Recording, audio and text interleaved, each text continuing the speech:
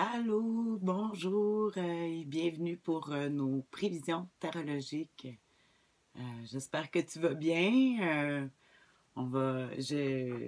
Comme à l'habitude, je vais piger 3 cartes pour connaître notre humeur, les défis et l'attitude gagnante cette semaine. C'est pour cette semaine du 19, lundi le 19 à ce dimanche le 25 février. C'est le printemps qui s'en vient. Je ne sais pas si toi t'as remarqué, mais ici, ce matin, quand j'ai été prendre ma marche de matinale, j'ai vu un beau cardinal qui chantait. Alors, c'est sûr que quand je suis arrivée, j'ai tout de suite été voir sur Internet la signification. J'ai fait des recherches. On dit qu'il y a un homme décédé. Alors, moi, j'ai pensé que c'était mon père.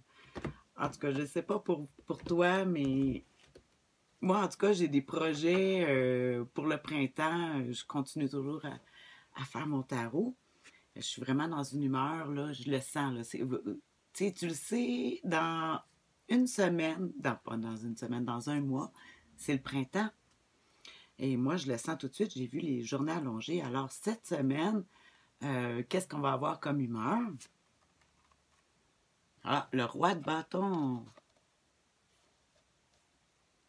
Souvent, je l'associe à l'empereur, le roi de bâton.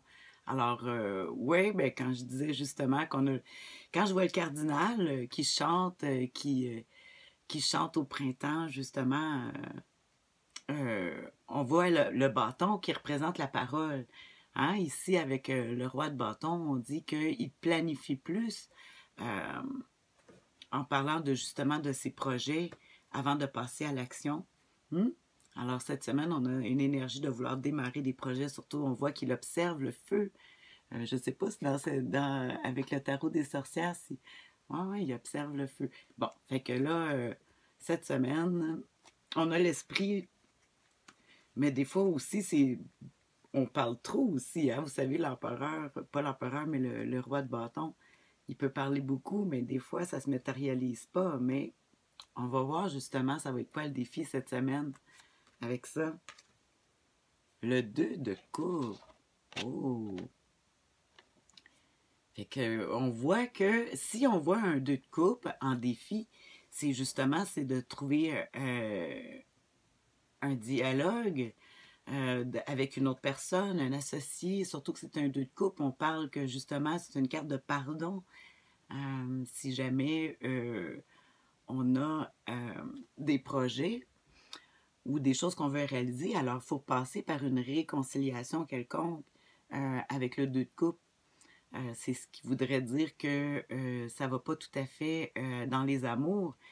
Si on le prend en positif, le 2 de coupe, c'est bien. On voit justement des gens qui sont liés par une alliance.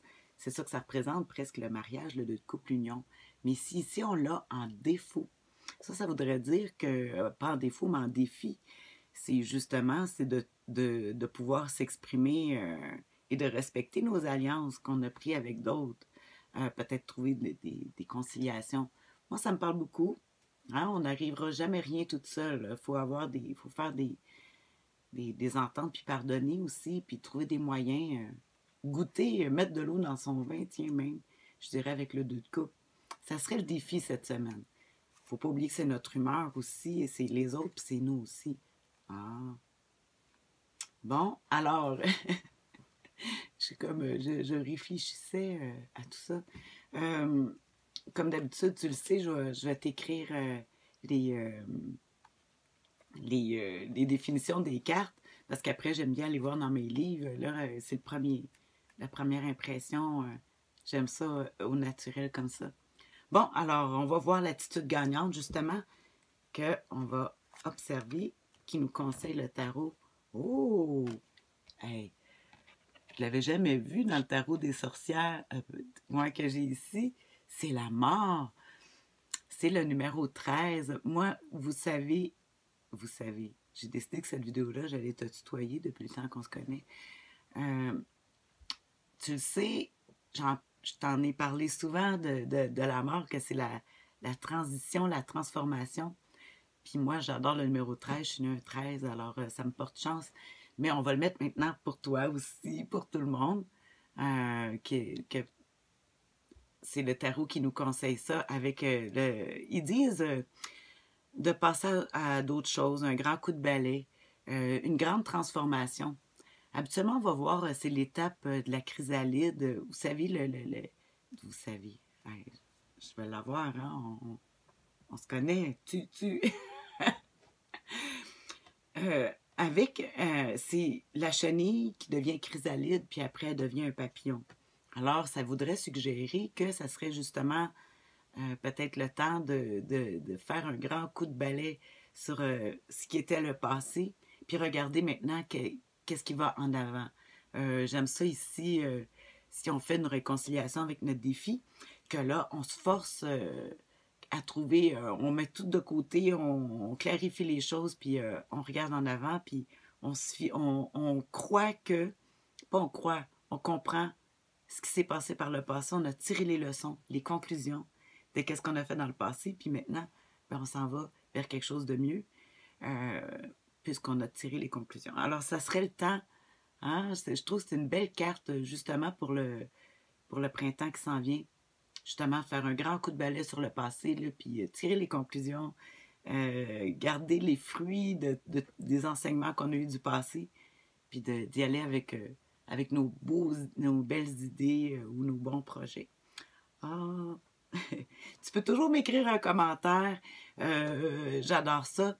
Moi, je suis pas très. J'écris pas beaucoup. Je suis pas très à l'aise avec l'écriture. C'est pour ça que je fais des vidéos toutes les semaines.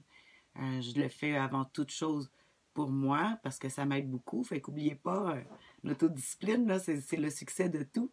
N'oubliez pas, j'ai encore dit vous. Ben ouais, je vais l'avoir un jour. Fait que fais attention à toi. Je te souhaite une super belle semaine. Essaie de tirer des conclusions du passé, réconciliation. Les projets sont possibles.